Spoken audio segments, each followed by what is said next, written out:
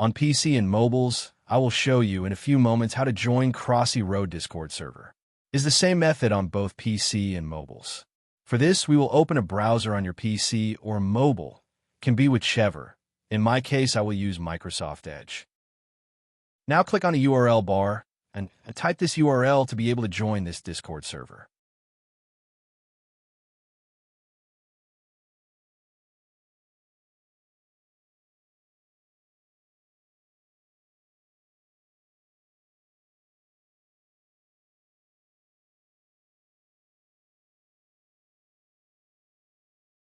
Doing this will automatically start your Discord application if you have it installed. Then click Join, and you will have access to the Discord server.